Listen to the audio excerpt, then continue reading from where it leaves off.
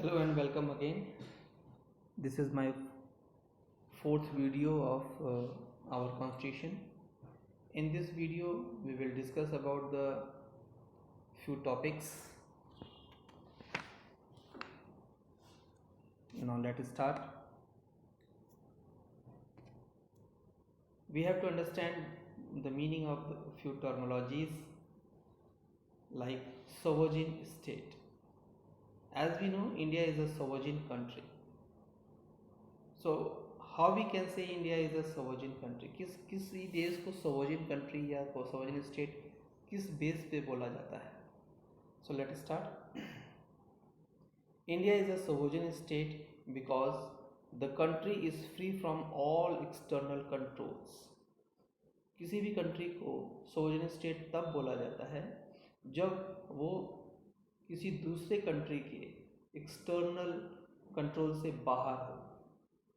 कोई भी कंट्री अपने डिसीजंस को इम्प्लीमेंट करने के लिए, अपने डिसीजंस को लेने के लिए फ्री हो, तो ऐसे कंट्री को सोवरेन स्टेट बोलते हैं। Internally we are free to take our own decisions.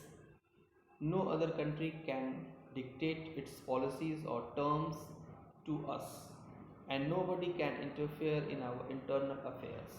कोई भी कंट्री हमें अपने टर्म्स कंडीशंस को नहीं बता सकती और मजबूर भी नहीं कर सकती कि आप हमारे टर्म्स कंडीशन को अप्लाई करिए.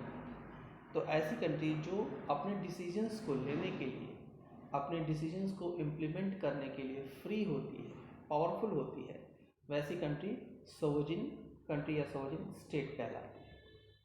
Next topic is socialist and secular state.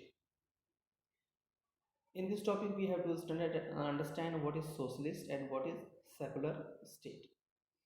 India is a socialist state. India एक socialist state है. कैसे? Because through our constitution, India tried to establish economic justice, social justice, equality without being attached to any particular ideology. क्योंकि India में सभी को ये कोशिश की जाती है कि इकोनॉमिक वे पे, जस्टिस के वे पे, इक्वालिटी के वे पे जहाँ तक संभव हो सके गवर्नमेंट के थ्रू या कॉन्स्टिट्यूशन के थ्रू बराबरी का मौका दिया जाए.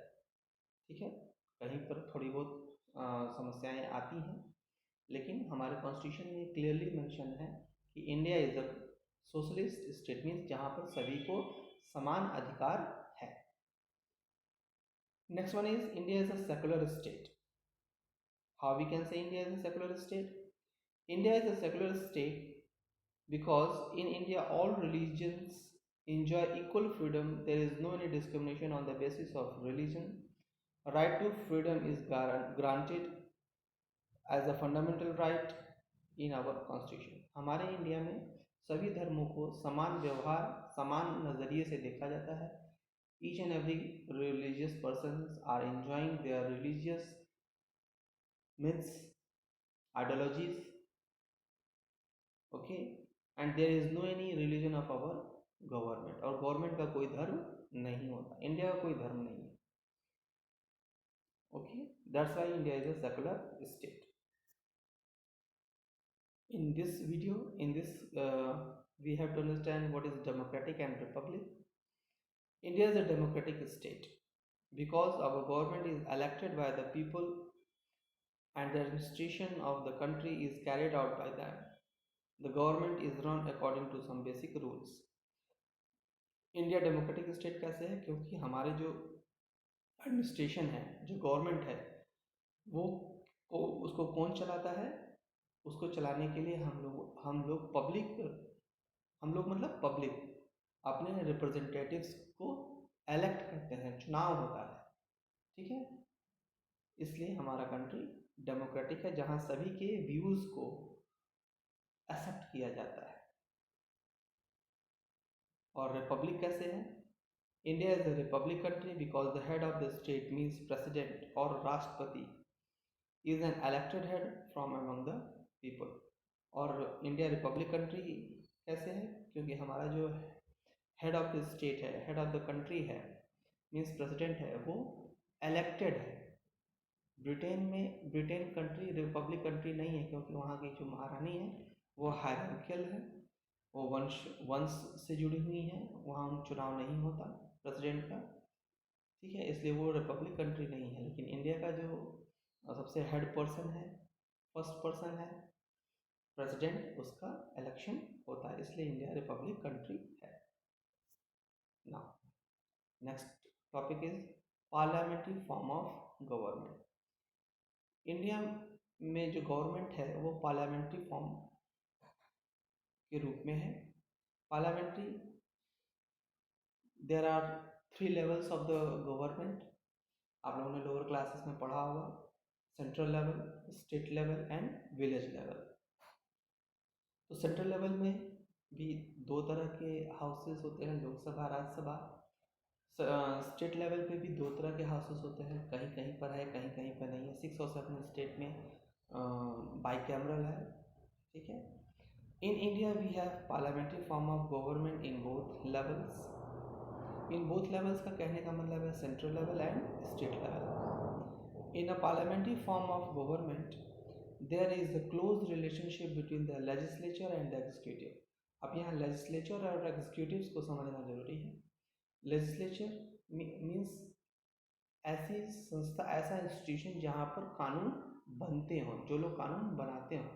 और एग्जीक्यूटिव्स मीन्स ऐसी संस्था, ऐसा इंस्टीट्यूशन जो उन लॉज को, उन रूल्स को, उन कानून को इम्प्लीमेंट करवाते हैं, ठीक है। तो पार्लियामेंट्री फॉर्म में ये लेजिस्लेचर और एग्जीक्यूटिव्स के बीच में बहुत अच्छा रिलेशनशिप होना चाहिए। Executive of the Council of Ministers is constituted from amongst the member of legislature. In parliamentary form of government, president is a nominal head.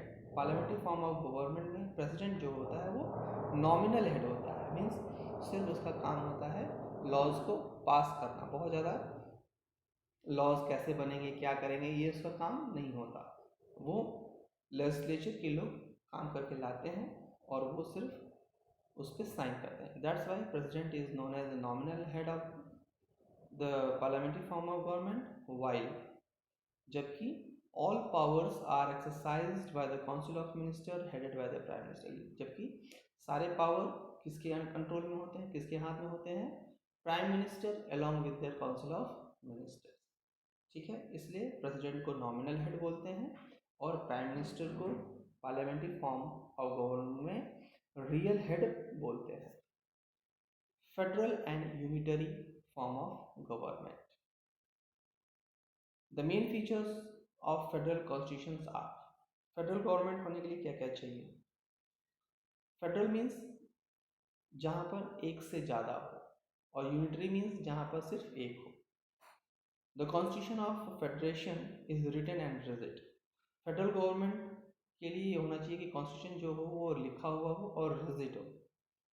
It divides power between the centre and the state. Federal form of government की ये speciality होती है कि वो powers को 2 भागों में divide करती है, एक सेंट्रल लेवल पे, एक स्टेट लेवल पे, जैसा हमारे इंडिया में भी है।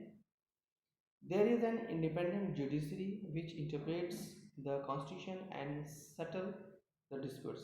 फेडरल फॉर्म ऑफ गवर्नमेंट के लिए एक फ्री जुडिशरी भी होनी चाहिए जो हमारे प्रॉब्लम्स को स्टेट लेवल पे या सेंट्रल लेवल पे प्रॉब्लम्स को सॉल्व कर सके। India has a federal system but with a difference. India में फेडरल सिस्टम है लेकिन थोड़ा सा अलग ढंग से है।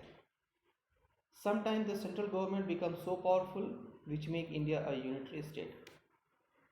In India there is a federal form of government, but in special circumstances, जब देश में राष्ट्रपति शासन लग जाए या इमरजेंसी आ जाए तो उस समय हमारे इंडिया का गवर्नमेंट कैसा बन जाता है, unitary form of government. Next topic is universal adult franchise. Class 6-7 से ही आप लोग पढ़ के चले आ रहे हैं। So what is universal adult franchise? Universal adult franchise means that every citizen of India who is 18 years and above is entitled to vote in the election without any discrimination. Okay. Next topic is single citizenship. Just like in America, America में दो तरह की citizenship होती है, एक पूरे United state का citizenship और एक वहाँ के जिस भी स्टेट में आप रहते हैं वहाँ की।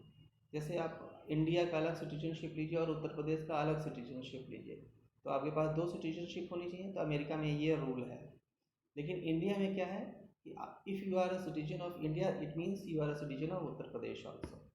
ठीक है। इंडिया में दो तरह के सिटीजनशिप का कार्ड लेके घूमने की जरूरत नहीं होती। So in India we have single citizenship. There is no any provision for different citizenship in the name of the state. In India we have only one citizenship in the name of India only. America में आप suppose करो California में रहते हैं तो आपको California का भी सिटीजनशिप होना एक्सेप्ट होल्डर होना चाहिए और साथ साथ यूनाइटेड स्टेट ऑफ अमेरिका का भी सिटीजनशिप का कार्ड होना चाहिए। लेकिन इंडिया में अगर आप इंडिया में कहीं पे भी रहते हो तो सिर्फ आपको क्या चाहिए, सिटीजन ऑफ इंडिया। ठीक है ना। Single integrated judicial system, this one is the last topic of this chapter. What is the meaning of single integrated judicial system? India has a single integrated judicial system in our country. India में जो judicial system है वो hierarchical form में है और इसका जो apex court है, जो सबसे बड़ा कोर्ट है, वो कौन सा कोर्ट कहलाता है? Supreme court.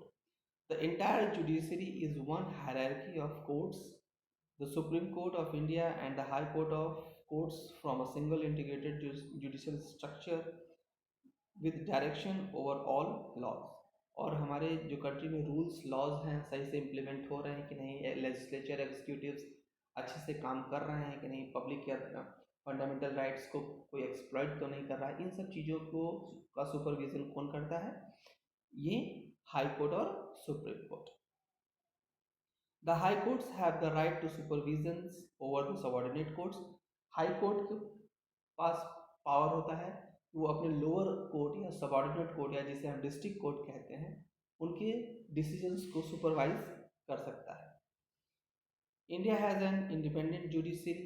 इंडिया के पास अपनी स्वतंत्र फ्री जुडिशरी सिस्टम है।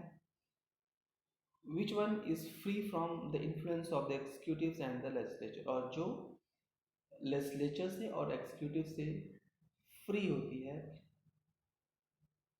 मीन्स राष्ट्रपति हो, प्रधानमंत्री हो, लोकसभा हो, राज्यसभा हो, कोई भी व्यक्ति हमारे कोर्ट को, जुडिशियल सिस्टम को ओवरटेक नहीं कर सकता, ऐसा हमारे कॉन्स्टिट्यूशन में कहा गया है। That's why judiciary is the third pillar of our democracy. ठीक है। Okay, so through this video we have completed this chapter, and don't forget to subscribe my channel. Thank you. If you have any problem, if any line is not clear, so ask me through my personal comment. Thank you.